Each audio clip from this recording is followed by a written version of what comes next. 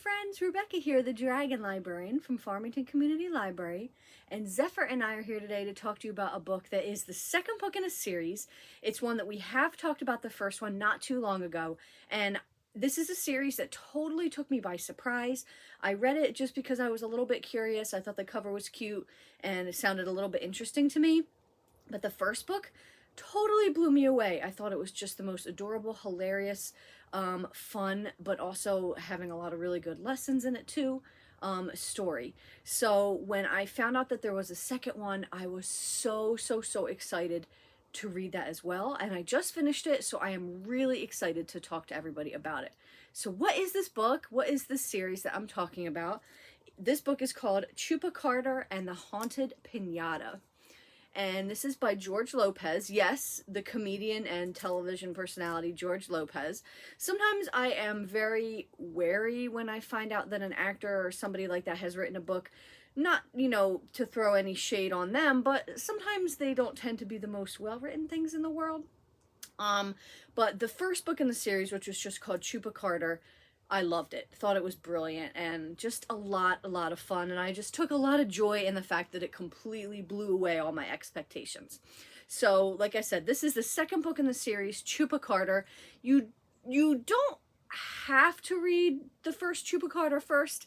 They do a really good job in the beginning of the book, kind of giving you a brief synopsis of what happened in the first book, and as well as talking about the main characters and stuff like that. So you could really read this one without reading the first one, but I would really recommend the first one first, just because you get a really good sense of the book and the characters and the story and the sort of like vibe that the whole series is having so far.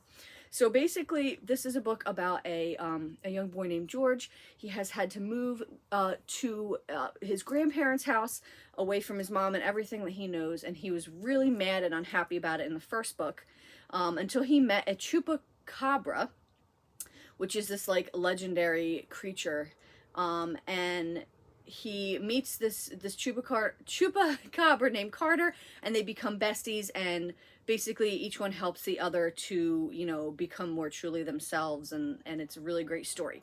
So at the end of the last book, he has left, he is going, Carter that is, has left to go and find the rest of his Chupacabra family, and George is left, with his two friends that he's made in the town that he's really close with.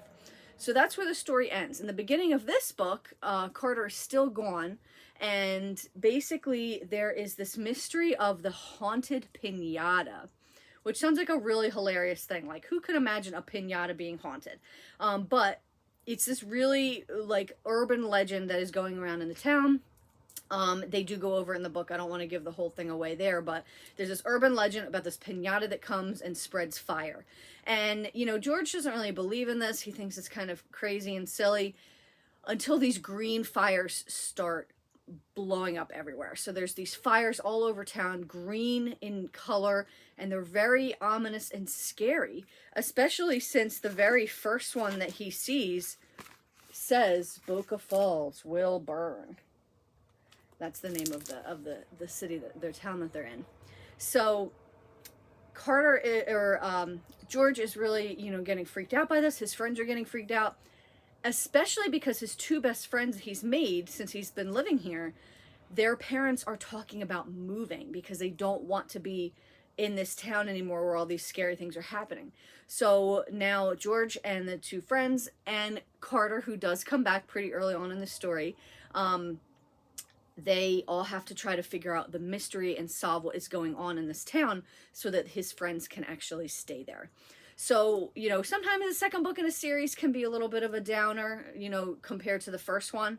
A lot of book series, unfortunately, can be like that, but this one did not suffer from that at all. It was just as fun, just as exciting, and just as hilarious as the first one.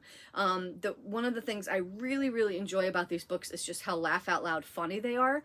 And it's not like really highbrow humor or anything like that, but they're just really enjoyable.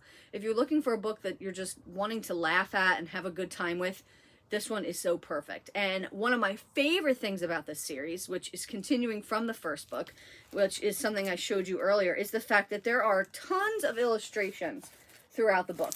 And they're not just there to,